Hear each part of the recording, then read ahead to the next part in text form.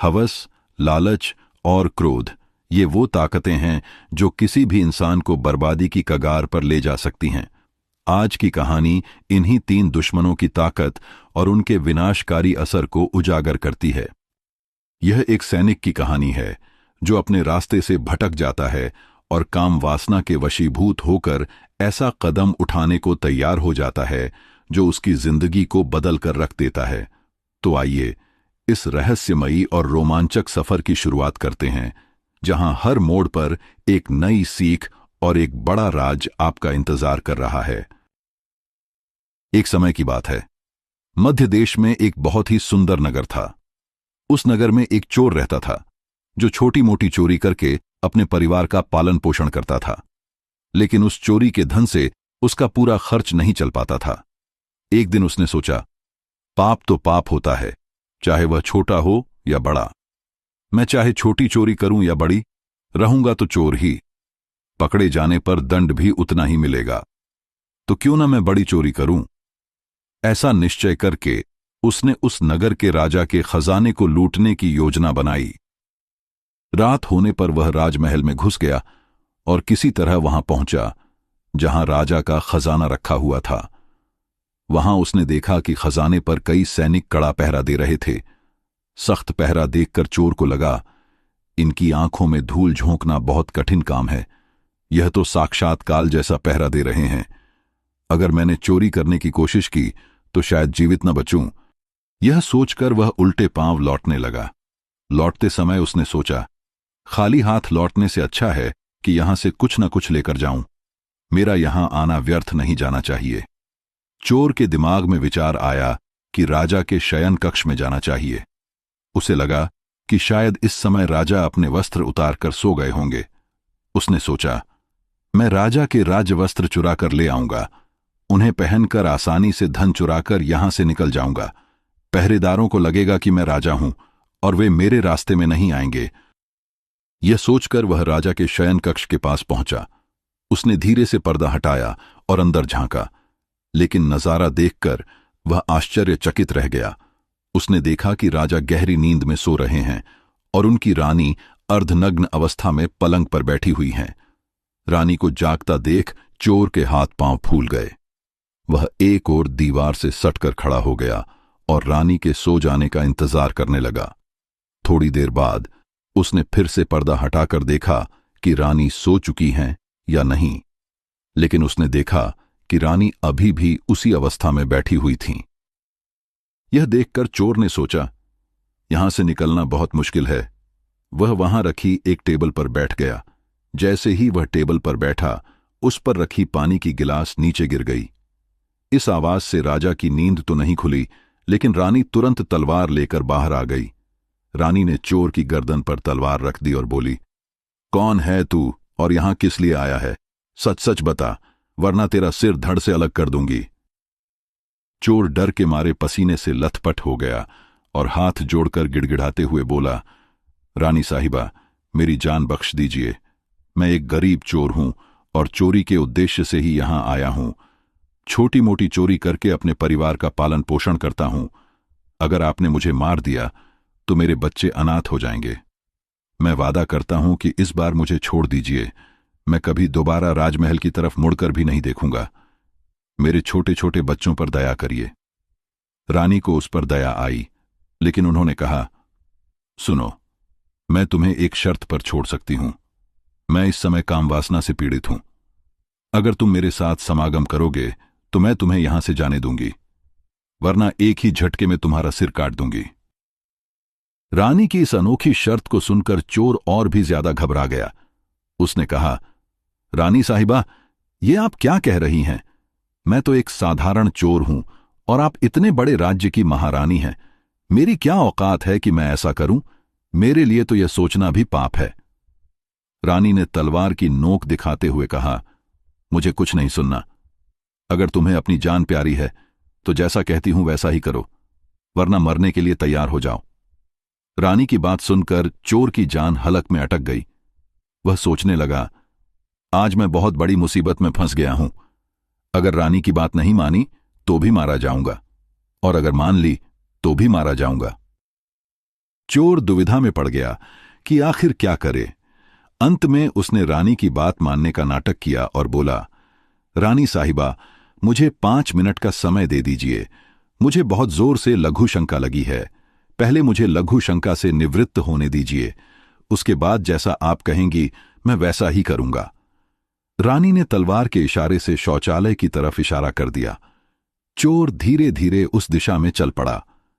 रानी वहीं खड़ी होकर उसके लौटने का इंतजार करने लगी, लेकिन चोर ने मौका पाकर रानी की नजर से बचकर भागने की कोशिश की। भागते भागते जब वह द्वार पर पहुंचा तो द्वार पर तैनात सैनिक ने उसे पकड़ लिया और पूछताछ करने लगा। सैनिक से डरकर चोर कांपते हुए बोला, मैं एक चोर हूं, राजमहल में चोरी करने आया था, लेकिन रानी ने मुझे पकड़ लिया। उन्होंने मुझे छोड़ने के बदले एक शर्त रखी थी कि मैं उनके साथ समागम करूं, इसलिए मैं लघु शंका का बहाना बनाकर वहां से भाग आया। सैनिक ने चोर की बात सुनकर कहा, देख भाई, मैं तुझे एक शर्त पर जाने दूंगा। तुम्हें रानी के पास वापस लौटकर जाना होगा और कहना होगा कि तुम उनके साथ समागम करने के लिए तैयार हो, लेकिन उससे पहले तुम्हें राजा को अपने हाथों से मारना होगा। सैनिक की यह शर्त सुनकर चोर के पांव तले जमीन खिसक गई। उसने सोचा, अब तो मेरी मौत निश्चित है। अगर मैंने रानी से यह बात कही तो वह मेरा सिर काट देंगी। मजबूरी में चोर वापस रानी के पास गया और बोला, रानी साहिबा, मैं आपके साथ संबंध तो बना लूंगा, लेकिन मुझे एक बात का डर है। अगर उस समय राजा साहब जाग गए तो न आप बचेंगी और न मैं। राजा साहब हम दोनों को मार डालेंगे। चोर ने आगे कहा, इसलिए आपको एक काम करना होगा। पहले आप अपने हाथों से राजा का सिर काट दीजिए, उसके बाद हम निडर होकर अपनी शर्त पूरी कर सकते हैं। अगर आप इतना कर सकती हैं तो मुझे आपकी शर्त मंजूर है, वरना मैं आपके हाथों मरना बेहतर समझूंगा। आप चाहें तो मुझे अभी मार दीजिए। काम वासना के वशीभूत रानी ने चोर से कहा, ठहरो, यह कौन सी बड़ी बात है? मैं अभी राजा साहब को मौत के घाट उतार देती हूं। इतना कहकर रानी ने दोनों हाथों से तलवार पकड़ी और सोए हुए अपने पति का सिर काट दिया। जैसे ही रानी ने राजा का सिर काटा, सारा कमरा खून से लथपथ हो गया। राजा के खून से रानी भी भीग गई। यह भयानक दृश्य देखकर रानी बेहोश होकर गिर पड़ी और उसी समय चोर वहां से फरार हो गया। सुबह होते ही राजमहल में शोर मच गया कि किसी ने राजा साहब की हत्या कर दी, लेकिन राजा को मारने वाले का कोई पता नहीं चल पाया। सभी लोग इस बात से हैरान थे कि किसी ने राजा को सोते हुए मार डाला। उधर रानी दहाड़ मार मार कर रो रही थी। इस पूरे रहस्य को केवल वही सैनिक जानता था जिसने चोर की बातें सुनी थीं। उसे पता था कि राजा को रानी या उस चोर में से किसी एक ने मारा है, लेकिन उसने इस बात की चर्चा किसी से नहीं की। राजा के अंतिम संस्कार की तैयारियां पूरी हो चुकी थीं। इस बीच रानी ने घोषणा की कि वह अपने राजा के साथ सती होना चाहती है। यह सुनकर किसी को भी रानी पर शक नहीं हुआ। सबने सोचा कि यदि रानी ने राजा को मारा होता तो वह सती क्यों होती। रानी ने अपने श्रृंगार किए और राजा के साथ चिता पर जाकर बैठ गई। पूरे राज्य के लोग एक एक करके चिता पर लकड़ी रख रहे थे और राजा को नमन करके लौट रहे थे। सबसे अंत में वह सैनिक भी चिता पर लकड़ी रखने गया जो इस रहस्य को जानता था। उसने धीरे से रानी के कान में कहा, महारानी, आप तो सती हो जाएंगी, लेकिन मुझे इतना तो बता दीजिए कि राजा को आपने मारा था या उस चोर ने। यह सुनकर रानी चौंक पड़ी। वह समझ गई कि इस सैनिक को भी सच्चाई का पता चल चुका है। रानी ने कहा, सुनो, राजा को न मैंने मारा है और न ही उस चोर ने। अगर तुम्हें यह रहस्य जानना है तो नगर से उत्तर दिशा में जो जंगल है वहां चले जाओ। जंगल में एक कुटिया में एक बुढ़िया रहती है, वह इस रहस्य का उत्तर जरूर देगी। सैनिक को यह रहस्य जानने की जिज्ञासा थी। अगले ही दिन वह रानी के बताए अनुसार जंगल में चला गया। जंगल में उसे एक कुटिया दिखाई दी जिसमें बुढ़िया रहती थी। सैनिक ने बुढ़िया के पैर पकड़कर कहा, माँ जी, मैं एक बड़ा रहस्य जानने के लिए आपके पास आया हूं। कृपया मुझे बताइए कि राजा साहब की हत्या किसने की। बुढ़िया मुस्कुराई और बोली, बेटा, अगर तुझे यह रहस्य जानना है तो तुझे एक काम करना होगा। मेरी कुटिया के बाहर एक बकरा बंधा हुआ है। तू अपनी तलवार से उसका सिर काट दे। सिर कटते ही बकरे की दाढ़ वहीं गिर जाएगी और उसका सिर हवा में उड़ने लगेगा। फिर तुझे उस बकरे के सिर के कान पकड़कर लटक जाना होगा। बकरे का सिर तुझे जिस जगह पर ले जाएगा वहां तुझे अपने सवाल का जवाब मिल जाएगा कि राजा को किसने मारा है। सैनिक ने बुढ़िया के कहे अनुसार बकरे का सिर काटा। जैसे ही बकरे का सिर कटा वह हवा में उड़ने लगा। सैनिक ने तुरंत बकरे के कान पकड़ लिए और बकरा उसे एक भयानक जंगल के बीचों बीच ले गया। वहां एक गुफा थी जिसके द्वार पर बकरे का सिर रुक गया। सैनिक सोचने लगा, इस सुनसान जंगल में कोई भी इंसान नहीं दिखता। मुझे राजा की हत्या का रहस्य यहां कौन बताएगा। यह गुफा एक राक्षस की थी जो अपनी बेटी के साथ वहां रहता था। उस समय राक्षस भोजन की तलाश में बाहर गया हुआ था, लेकिन उसकी बेटी गुफा में मौजूद थी। जैसे ही राक्षस की बेटी को किसी इंसान की गंध का एहसास हुआ, वह गुफा के द्वार पर आई। वहां उसने एक हट्टा कट्टा नौजवान खड़ा देखा। राक्षस कन्या ने सोचा, अगर इसे खा लिया तो मेरी भूख मिट जाएगी, लेकिन अगर इसे जिंदा रखा तो यह कई काम आ सकता है। फिर उसने तुरंत एक सुंदर लड़की का रूप धारण कर लिया और सैनिक के सामने आ खड़ी हुई। इतनी सुंदर स्त्री को सैनिक ने पहले कभी नहीं देखा था। वह तुरंत उस पर मोहित हो गया। राक्षस कन्या ने उसे गुफा के अंदर बुला लिया और उसके साथ समय बिताने लगी। जब राक्षस के लौटने का समय हुआ तो राक्षस कन्या ने सैनिक को मक्खी में बदल दिया और उसे दीवार पर चिपका दिया। राक्षस जब वापस आया तो उसने पूछा, बेटी, मुझे मनुष्य की गंध आ रही है, क्या कोई इंसान हमारी गुफा में आया है? राक्षस कन्या ने बहाना बनाते हुए कहा, पिताजी, कैसी बातें कर रहे हैं? हमारे होते हुए यहां कोई इंसान आने की हिम्मत कैसे करेगा? मैं तो उसे कच्चा चबा जाऊंगी। इस तरह उसने राक्षस को गुमराह कर दिया। रोज रात को राक्षस कन्या सैनिक को इंसान बना देती और दिन में फिर से मक्खी बनाकर दीवार पर चिपका देती। कई दिन बीत गए। अब सैनिक को अपने परिवार की याद सताने लगी, लेकिन वह राक्षस कन्या के चंगुल से निकलने का कोई उपाय नहीं ढूंढ पा रहा था। एक दिन उसे मौका मिला और वह रात के समय वहां से भाग निकला। भागते भागते वह कई दिनों बाद अपने नगर पहुंचा। अपने घर पहुंचकर उसने राहत की सांस ली। अपने बच्चों से मिलकर वह बहुत खुश हुआ, लेकिन समय बीतने के साथ उसे उस राक्षस कन्या की याद सताने लगी। उसकी सुंदरता और मोहक रूप हर पल उसके ख्यालों में छा गए। वह दिन रात उसी के बारे में सोचता रहता। उसके बिना न उसे खाना अच्छा लगता, न पीना। अंततः उसने फिर से राक्षस कन्या से मिलने का निश्चय किया, लेकिन इस बार समस्या यह थी कि उसे रास्ता याद नहीं था।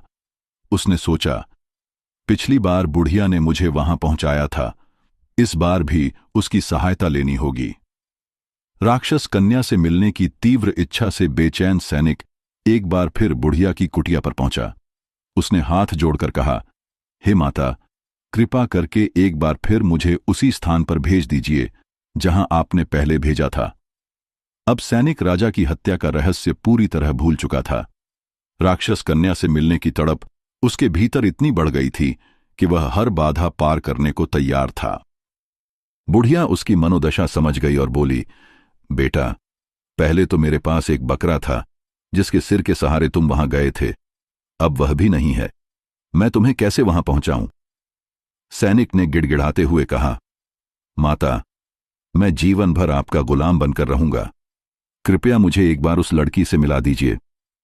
बुढ़िया ने कहा, ठीक है, लेकिन इस बार तुम्हें अपने बेटे को मेरे पास लाना होगा। सैनिक बोला, यह कौन सी बड़ी बात है? इतना कहकर वह अपने बेटे को बुलाकर बुढ़िया के पास ले आया। बुढ़िया ने कहा, अब जैसे तुमने बकरे का सिर काटा था, वैसे ही तुम्हें अपने बेटे का सिर काटना होगा। फिर इसका सिर हवा में उड़ने लगेगा। तुम इसका सिर पकड़ लेना और यह तुम्हें उस स्थान पर पहुंचा देगा।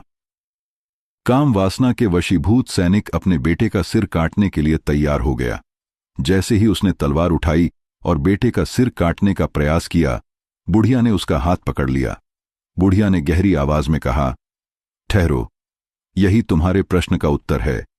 बेटा, याद रखो, चाहे कोई कितना ही अपना क्यों ना हो, इन 3 चीजों से हमेशा बचना चाहिए: हवस, लालच और क्रोध। यही राजा की मौत का कारण बने थे। सैनिक चौंक कर बुढ़िया की बात सुनने लगा। बुढ़िया ने समझाया, पहले राजा को न चोर ने मारा न रानी ने, राजा को हवस ने मारा। जिस तरह तुम अपनी काम वासना में अंधे होकर अपने बेटे का सिर काटने को तैयार हो गए, उसी तरह रानी की हवस राजा के मौत का कारण बनी। धन का लालच भी ऐसा ही होता है। इसके लिए इंसान अपनों को भी मार डालता है, और क्रोध तो मनुष्य की विवेकशीलता को पूरी तरह नष्ट कर देता है। क्रोध में अंधा इंसान अपने और पराये का भेद भूल जाता है और ऐसे काम कर बैठता है जिनका पछतावा उसे जीवन भर करना पड़ता है। इन तीनों से हमेशा बचकर रहना, यही सच्चा ज्ञान है। सैनिक को अपनी भूल का एहसास हुआ। वह बुढ़िया के चरणों में गिर पड़ा और अपनी करनी के लिए क्षमा मांगी। मित्रों, इस कहानी से हमें यही सीख मिलती है कि हवस, लालच और क्रोध, ये तीन दुर्गुण इंसान के सबसे बड़े शत्रु हैं। इनसे हमेशा बचकर रहना चाहिए। मित्रों, अगर आपको यह कहानी अच्छी लगी हो तो कृपया इस वीडियो को लाइक करें, हमारे चैनल को सब्सक्राइब भी अवश्य करें और इस कहानी को दूसरों के साथ साझा करें। कहानी को अंत तक सुनने के लिए आपका धन्यवाद।